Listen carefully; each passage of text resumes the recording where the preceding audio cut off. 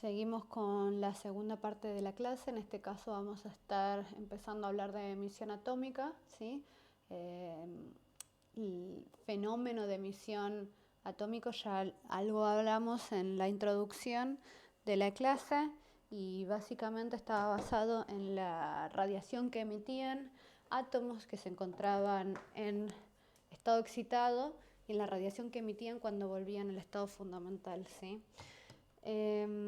La emisión atómica, la diferencia principal que vamos a encontrar con la técnica que vimos antes, que era la de absorción atómica, es que antes nosotros estábamos hablando de una fuente de atomización y luego teníamos una fuente de excitación, que era, si recuerdan, la lámpara de cátodo hueco.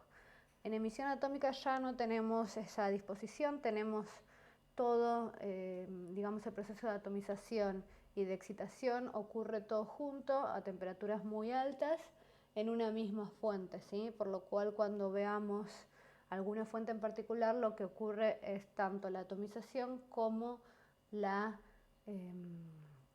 excitación para luego relajar y emitir lo que nos interesa a nosotros medir. Históricamente la emisión atómica se medía con llama, como habíamos visto en absorción atómica, ¿sí? Si se acuerdan, lo que habíamos dicho era que llama no era una técnica muy utilizada en emisión o que no era del todo ventajosa por los problemas que teníamos en cuanto a la estabilidad de la llama. Si bien es estable en términos de absorción, para emisión necesitamos algo todavía de más calidad. También tenemos otras dos técnicas que son el del arco eléctrico y la chispa eléctrica para lo que es el proceso de atomización y excitación.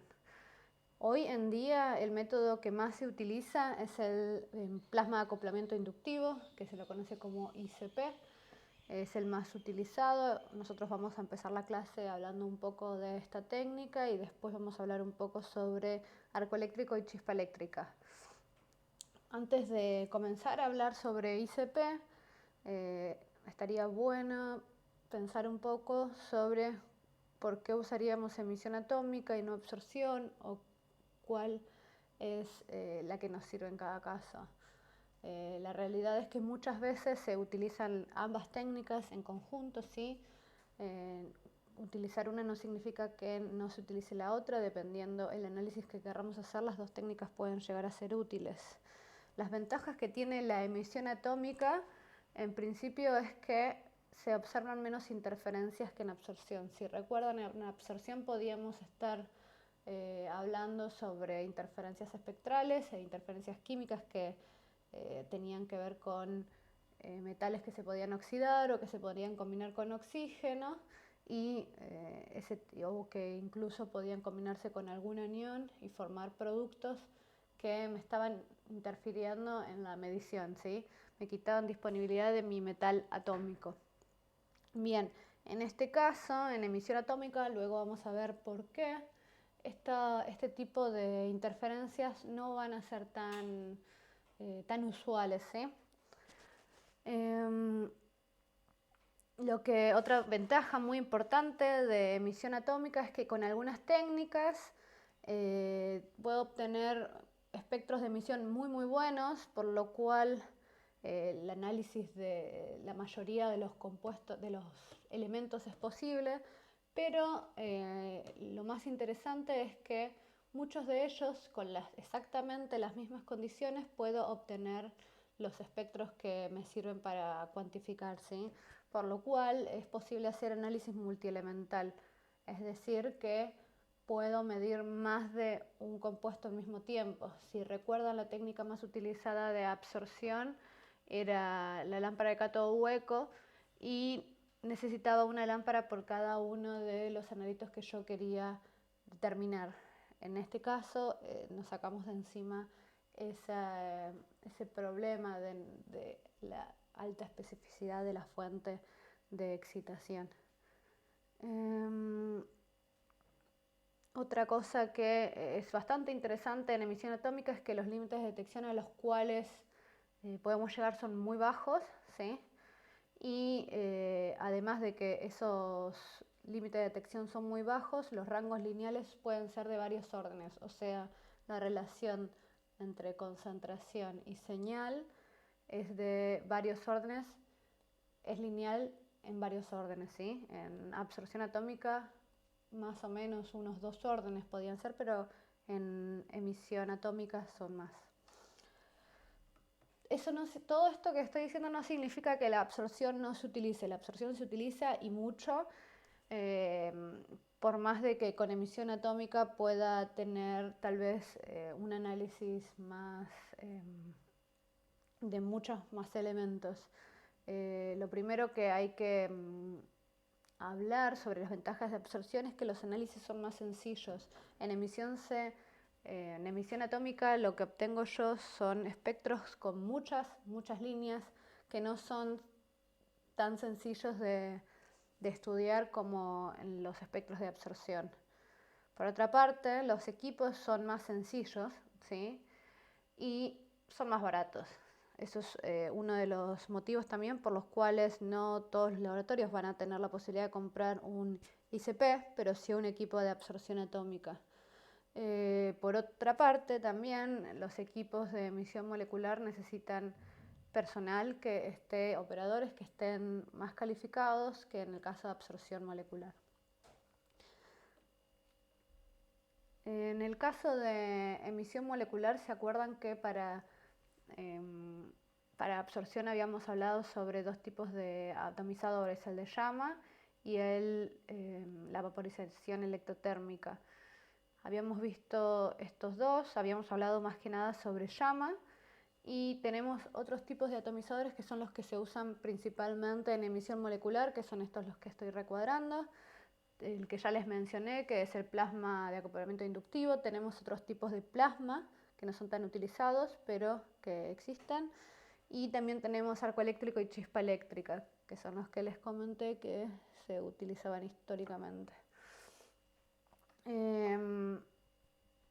Como les dije antes, existen 3 tipos de fuente de espectroscopías de emisión con fuente de plasma.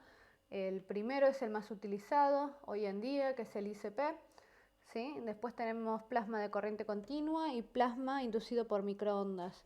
Estos dos no son tan populares como es ICP, por lo cual nosotros hoy vamos a estar hablando un poco sobre acoplamiento inductivo, plasma de acoplamiento inductivo. Para comenzar, tal vez nos sea útil hablar sobre qué es el plasma, ¿sí? Esta palabra que tal vez es un poco difícil de entender. Si se fijan, tenemos una fotito de un plasma. Este es un plasma que sacó una foto de un ICP, ¿sí? Por lo cual es un equipo que se utiliza. Y el plasma en sí es una mezcla gaseosa conductora que tiene temperaturas muy altas, llegando a los 10.000 Kelvin, con una concentración muy alta de cationes y electrones, ¿sí? Sigamos un poco. Tenemos un esquema, ¿sí? A esto se lo conoce como antorcha en ICP. Esto es la fuente, básicamente, de excitación y de atomización en nuestro plasma de acoplamiento inducido. Vamos a mirar un poco esta figura, ¿sí? Si se fijan, tenemos unos 3 tubos concéntricos. Esas 3 líneas ahí significa que son 3 tubos concéntricos. Por estos tubos fluye argón, ¿sí? Algo a tener en cuenta, que tal vez esto representa lo mismo que estamos viendo en esta imagen, ¿sí? Y si se fijan, tanto acá se puede notar un poco, pero tal vez en este dibujo parece que fuera algo grande. No, esta base medirá unos 2-3 centímetros, no más que eso. Bueno, tenemos los 3 tubos concéntricos y fluye el argón. También tenemos por aquí una bobina de inducción de radiofrecuencias, ¿sí? esta bobina lo que hace es generar un campo electromagnético oscilante. Si se fijan, ese campo que está generando es este que se marca como H, ¿sí? El campo electromagnético es el campo H. Y además tenemos, acá no lo vemos, pero lo que tenemos es, sí, acá se ve, tenemos un flujo tangencial de argón, que básicamente, como las temperaturas son muy altas, sirve para refrigerar las paredes, ¿sí? Cómo se produce la atomización y lo que sería la excitación. En un primer momento, lo que ocurre es que el gas inicialmente se ioniza producto de una chispa que es producida por una bobina de Tesla, ¿sí? Cuando se produce esa primera ionización, esos iones y electrones empiezan a interactuar con este campo electromagnético H, ¿sí? Y si se fijan, dentro de la bobina se ve como una trayectoria circular hacia arriba. Esa trayectoria circular es debido a este campo electromagnético. Tanto los iones como los electrones van a circular en esta especie de espiral debido a este campo electromagnético, y lo que van a generar es una resistencia, y esa misma resistencia es la que hace aumentar las temperaturas hacia temperaturas muy altas, ¿sí? ¿Qué más sobre esto? Bien, todo esto era la antorcha, que es lo que les había comentado, que era la foto anterior.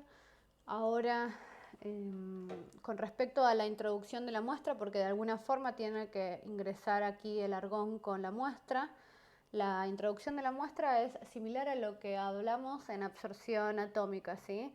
Se produce una nebulización, en particular la técnica que se utiliza es la de flujo cruzado con una corriente de argón, ¿sí? Si se fijan en esta zona,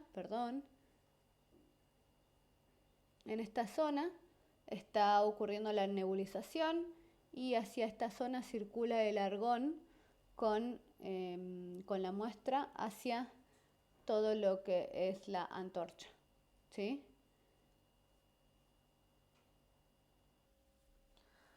Habíamos hablado un poco sobre que en emisión atómica, y muy en particular en esta técnica, las interferencias eran muy bajas, ¿sí?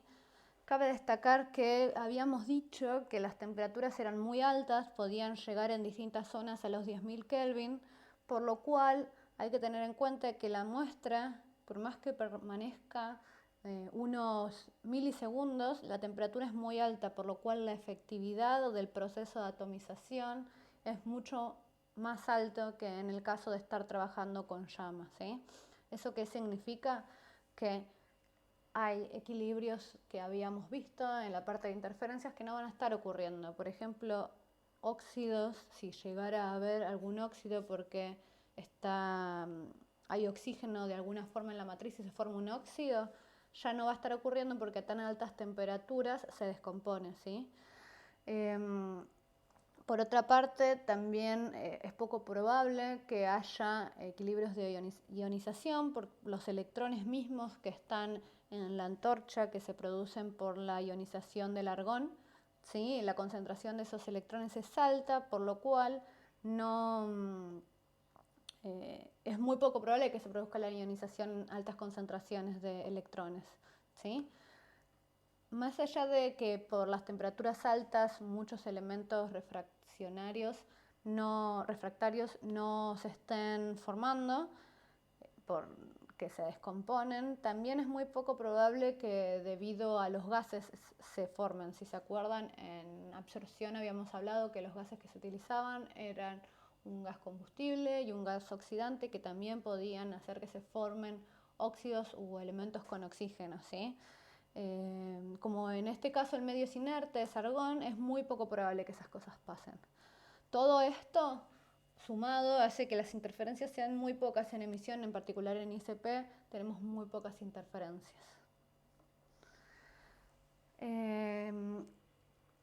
Con respecto al resto del equipo de espectrometría con fuente de plasma, espectroscopía con fuente de plasma, no vamos a estar haciendo hincapié en ninguno de ellos.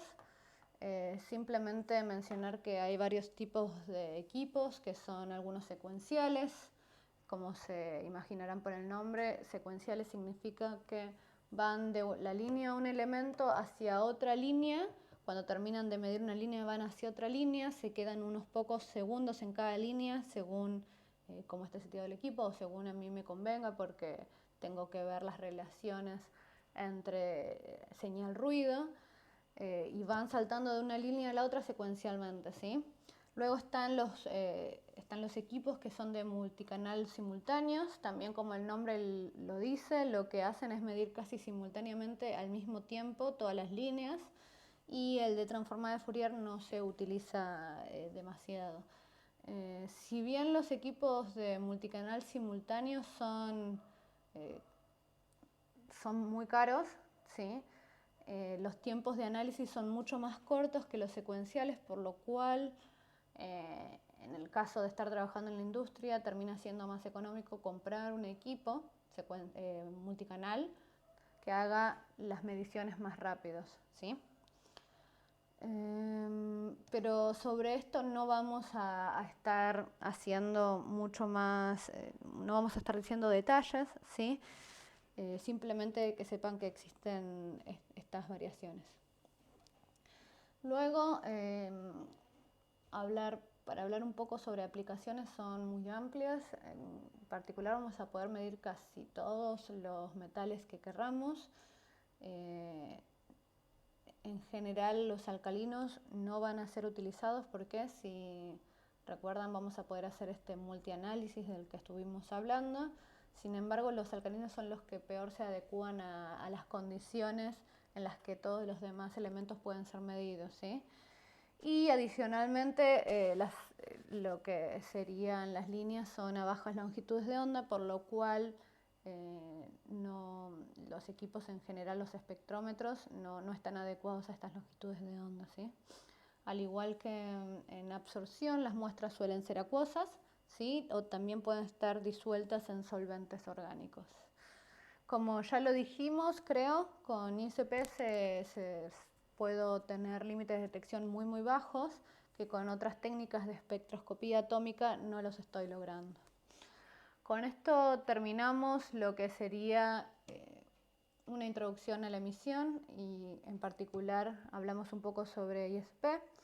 En el próximo video vamos a hablar más sobre lo que sería arco y chispa, ¿sí?